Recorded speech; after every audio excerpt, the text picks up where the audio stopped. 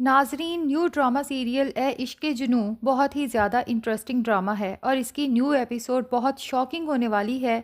जहां पर शहरोज़ ऐमन को इस कदर ज़ख्मी कर देता है कि लगता है कि बस अब उसकी जान निकलने वाली है। अब्राहिम जब ये सारी सिचुएशन देखता है तो उसे कुछ समझ नहीं आता। सबसे पहले तो वो पूरे घर के सीसीटीवी फुटेजेस कैमरास बंद करवाता है और फिर अपनी माँ को वहाँ लेकर जाता है ताकि वो कोई सही डिसीजन ले सकें कि इतने सारे मेहमानों की मौजूदगी में किस तरह से सीक्रेटली ऐमन को हॉस्पिटल लेकर जाना है, ताकि ऐमन को बरवक्त तिब्बी इमदाद मुहैया की जा सके और उसकी जान बच सके। लेकिन जैसे ही राहिम अपनी माँ को लेकर वहाँ पहुँचता है तो शहरोज़ और उसके दोस्त पहले ही ऐमन को लेकर कहीं गायब कर देते हैं ताकि तमाम सबूतों को मिटाया जा सके। शहरोज़ सोचता है कि इसको कहीं फेंक आते हैं ताकि ना ही ये किसी को नज़र आएगी, ना ही मेरे ऊपर कोई इल्ज़ाम आएगा। और ये तो शहरोज़ को पता ही है कि उसके माँ बाप की इतनी सोर्सेज हैं कि बाकी सारे मामलात बाद में वो दोनों मिलकर संभाल सकते हैं।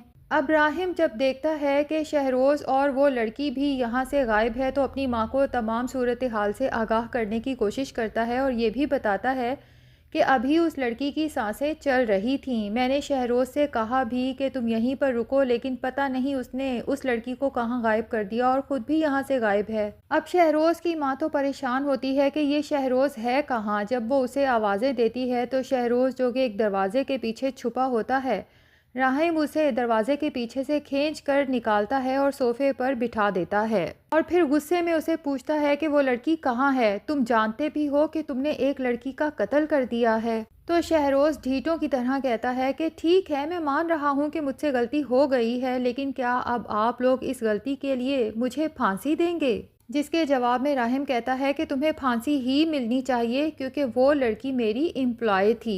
अब शहरोज़ की माँ को भी बहुत परेशानी हो जाती है। शहरोज़ का गिरेबान पकड़ के कहती हैं कि मुझे सही तरीके से बताओ कि वो लड़की कहाँ है और क्या ज़िंदा है या मर चुकी है, और एक ज़ोरदार झांपड़ शहरोज़ के मुंह पे रसीद करती हैं। तुम्हें शर्म आनी चाहिए, तुमने ये क्या हरकत कर दी है। अब शहरोज़ हैरत से अपनी माँ को देखता है कि मेरी माँ ने मेरे मुंह पे थप्पड़ मारा। तो उसकी माँ कहती है कि मुझे ये थप्पड़ तुम्हारे मुंह पे बहुत पहले मारना चाहिए था, ताकि आज तुम्हारी वजह से मुझे ये दिन देखना नसीब ना होता। तुमने एक कत्ल कर दिया। अब्राहिम को भी शहरोज़ की ढिठाई पे बहुत गुस्सा आता है और उसे फिर से कहता है कि शहरोज़, मुझे सीधे तरीके से बता दो कि वो लड़की कहाँ है, वरना मजबूरी के तहत मुझे तुम्हें पुलिस के हवाले करना पड़ेगा। जिसके जवाब में शहरोज़ कहता है कि आप मुझे पुलिस के हवाले नहीं कर सकते, क्योंकि अगर आपने ऐसा किया तो मैं सब कुछ ख़त्म कर दूँगा और सबको बर्बाद करके रख दूंगा। और वैसे भी आपके पास इस बात का क्या सबूत है कि उस लड़की को मैंने मारा है, मैंने ख़त्म किया है?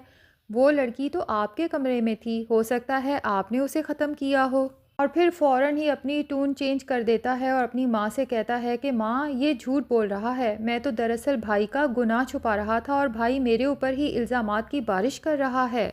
आप खुद ही बताएं कि अपनी मंगनी का इतना बड़ा फंक्शन छोड़ के भला भाई यहाँ पर क्या करने आए थे? और मेरे पास तो गवाही के तौर पे मेरे दोस्त भी मौजूद हैं। हम सब ने देखा भाई उस ऐमन के साथ क्या कर रहे थे, और अब ये अपना गुनाह छुपाने के लिए सारा इल्ज़ाम मेरे ऊपर लगा रहे हैं। राहिम को तो शहरोज़ की इस दीदा दलेरी पे बहुत गुस्सा आता है और कहता है कि तुम बकवास कर रहे हो, झूठ बोल रहे हो। तो शहरोज़ फिर से बहुत ही चिल होकर कहता है कि हाँ, झूठ बोल रहा हूँ मैं। तो आप भी इसी तरह से झूठ बोल सकते हैं। आप कह दें कि वो सीढ़ियों से गिर गई थी, या फिर ये कि आपको पता ही नहीं कि वो पार्टी से कहाँ चली गई।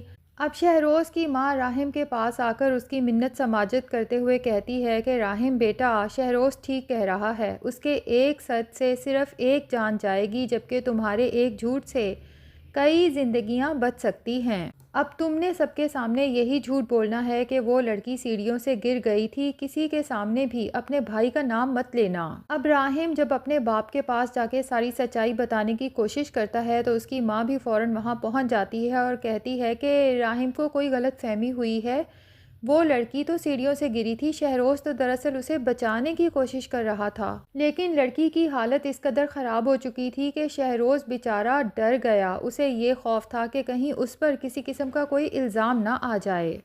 अब ये पुलिस केस बनता है, आप किसी तरीके से इसे हैंडल कर लें।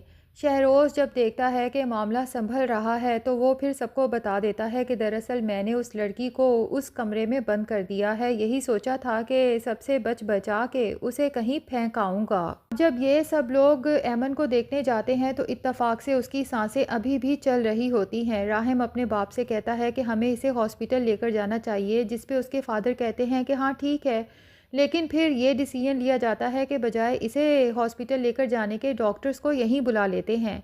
जब डॉक्टर्स आते हैं तो बताते हैं कि मामला इतना संगीन नहीं है, लड़की की जान बच सकती है, बस ब्लड कुछ ज़्यादा बह जाने की वजह से रिकवरी में थोड़ा सा टाइम लगेगा। अब दूसरी तरफ जमाल जैसा कि पुलिस वालों से पूछ-पाछ के अंदर तो पहुंच जाता है। अब चूंकि फंक्शन भी ख़त्म हो चुका है और ड्यूटी का टाइम भी, तो तमाम लड़कियां जब वैन में बैठने लगती हैं तो जमाल उनसे जाके पूछता है कि ऐमन कहाँ है, जिसके जवाब में लड़कियां कहती हैं कि ऐमन तो कब की जा चुकी, वो तो नाइट ड्यूटी नहीं करती। जिसके जवाब में जमाल कहता है कि लेकिन आज तो उसने घर फ़ोन करके बताया था कि आज उसकी नाइट ड्यूटी है और वो देर से आएगी। जिसके जवाब में लड़कियां कहती हैं कि फिर हमें नहीं मालूम कि वो कहाँ गई है, क्योंकि हम तो जितनी लड़कियां आई थी सब घर जा रही हैं। जमाल तो जब ये सुनता है तो बहुत गुस्से में आ जाता है कि भला ऐसे कैसे हो सकता है।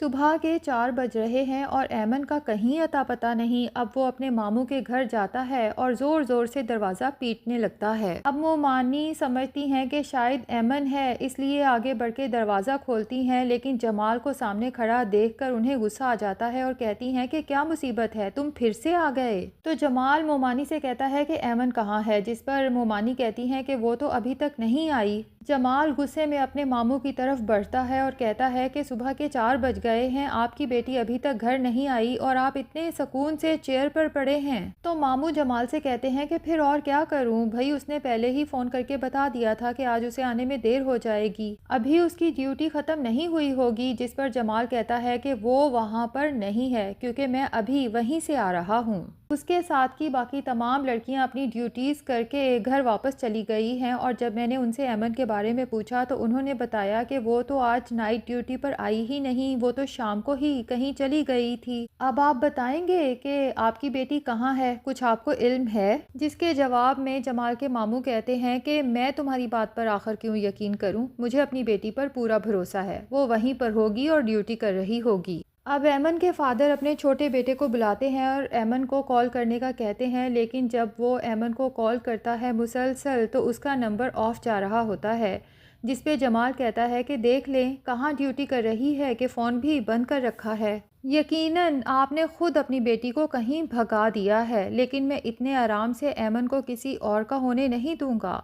मैं अभी पुलिस स्टेशन जाऊंगा और कंप्लेन करूंगा तो सब दूध का दूध और पानी का पानी हो जाएगा।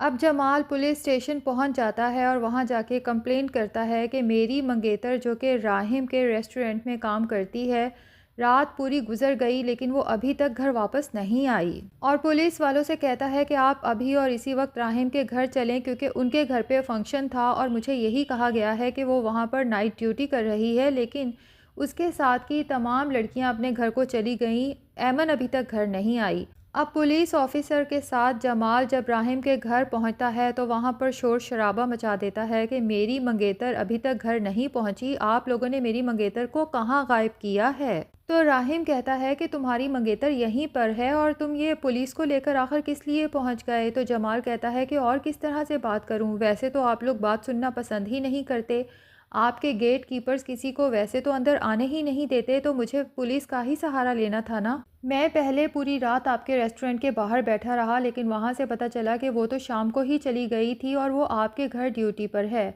अब मुझे ज़रा बताएं कि मेरी मंगेतर को कहाँ छुपा रखा है। तो राहिम कहता है कि आराम से बैठ जाओ, तुम्हारी मंगेतर को अभी बुला लेते हैं। दरअसल वो सीढ़ियों से गिर गई थी, जिस पर जमाल तो वावेला मचा देता है कि ऐसा नहीं हो सकता, वो सीढ़ियों से नहीं गिरी, यकीनन मामला कुछ और है। आप लोग मुझे सीधे तरीके से बताएंगे या नहीं, क्योंकि अगर ऐमन सीढ़ियों से गिरी थी तो आपने उसी वक्त इसके वालिदैन को कॉल करके आखिर क्यों नहीं बताया। अब पुलिस वाले तो राहिम की इतनी बड़ी फैमिली के सामने चुप हो जाते हैं, बल्कि डर जाते हैं, इसलिए जमाल को ही कह देते हैं कि अगर वो कह रहे हैं कि आपकी मंगेतर सीढ़ियों से गिरी थी तो यही मामला होगा। फंक्शन में मसरूफियत की वजह से उन लोगों को वक्त नहीं मिला होगा कि उसके घर वालों को इन्फॉर्म कर सकें। अब राहिम की गाड़ी ही ऐमन को उसके घर ड्रॉप कर देती है। अब ऐमन के माँ-बाप तो उसकी इस कदर ख़राब हालत देखते हैं तो ख़ासे परेशान हो जाते हैं, लेकिन जब पूछते हैं तो ऐमन भी झूठ बोलते हुए कहती है कि सीढ़ियों से पाँव फिसला जिसकी वजह से मैं गिर गई और उसके बाद बेहोश हो गई। अब ऐमन के पेरेंट्स तो उसकी बात पर यकीन कर लेते हैं, लेकिन जमाल कहता है कि मैं इस बात पर यकीन नहीं कर सकता। तो ऐमन कहती है कि बस मैंने सोच लिया है कि आज के बाद मैं वहाँ जाऊँगी ही नहीं। इस पर तो जमाल को मज़ीद टेंशन हो जाती है कि ये क्या बात हुई, अगर ये जॉब छोड़ देगी तो इतनी अच्छी सैलरी से भी जाएगी, और जमाल तो ऐमन के साथ शादी की जल्दी ही इसलिए कर रहा है कि उसकी इतनी अच्छी जॉब लग गई है, अब उसके घर का खर्च ऐमन की कमाई से बाआसानी चल सकता है। और फिर जमाल का शैतानी दिमाग प्लान बनाता है कि मुझे उन लोगों पर कोई इल्ज़ाम लगा देना चाहिए कि इन लोगों ने मेरी मंगेतर के साथ कुछ गलत करने की कोशिश की है, और फिर चुप रहने के लिए उनसे अच्छे खासे पैसे डिमांड कर सकता हूँ। तो नाजरीन, इस ड्रामे में दो विलन हैं, एक शहरोज़ और दूसरा जमाल। आपको इन दोनों में से ज़्यादा बुरा विलन कौन सा लगता है, कमेंट सेक्शन में ज़रूर बताएं, और अगर चैनल पे नए हैं तो प्लीज़ चैनल को भी सब्सक्राइब कर लें।